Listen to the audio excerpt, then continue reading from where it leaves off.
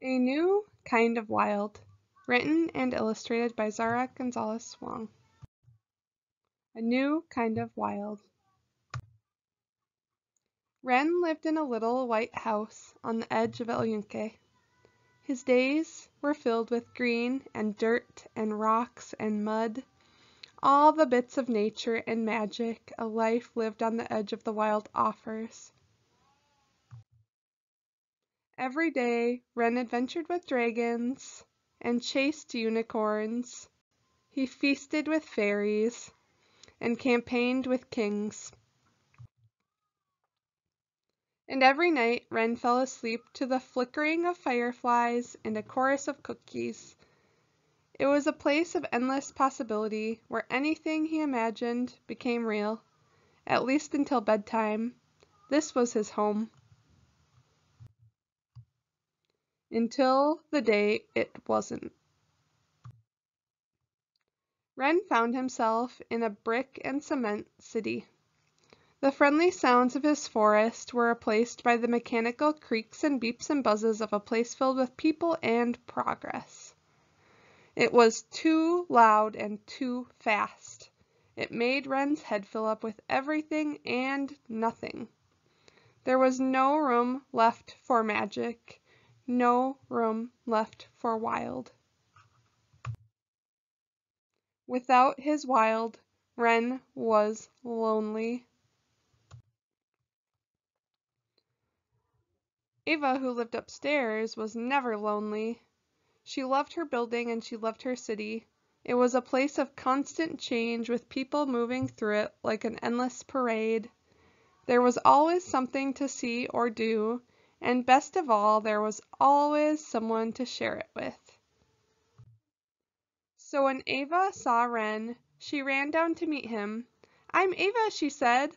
She asked him who he was and how he got there, if he had brothers, a father, a mother, if he liked the city or why he didn't. She asked him so many things so quickly he thought his head would explode. When she finally stopped for a breath, Wren tried to tell her why the city wasn't for him, but all Ava heard was a challenge. Ava pulled him from the stoop and into the busy city. She led him down colorful streets and sidewalks.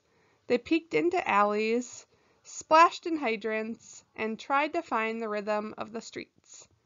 But all Wren saw was gray, and all he heard was the screeching of brakes and the honking of horns. It was nothing like home. When Ava caught up to Wren, she asked him what was wrong. "There's no magic here," he said. "No wild. Everything is exactly what it is." "You're wrong," Ava said. Hadn't he heard the song of the city?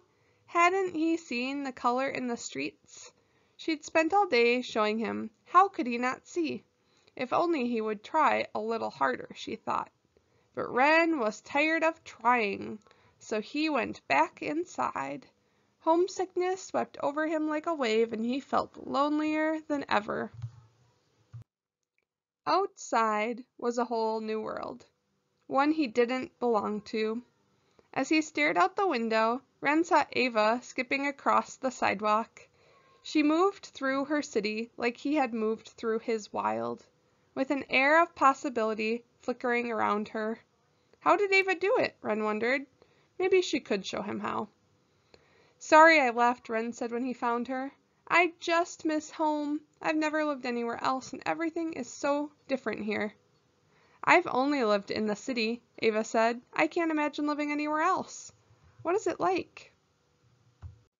So Wren told her about his wild, about the green and the trees and the rocks and the mud, and about the magical creatures that played there.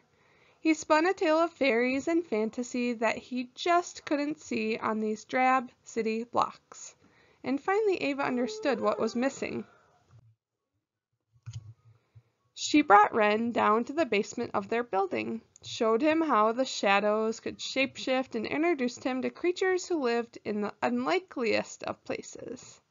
Then she took him up, past Mr. Borgia's apartment in 4B, past the empty apartment with the red door, past stacked boxes and peeling wallpaper, all the way to the very top.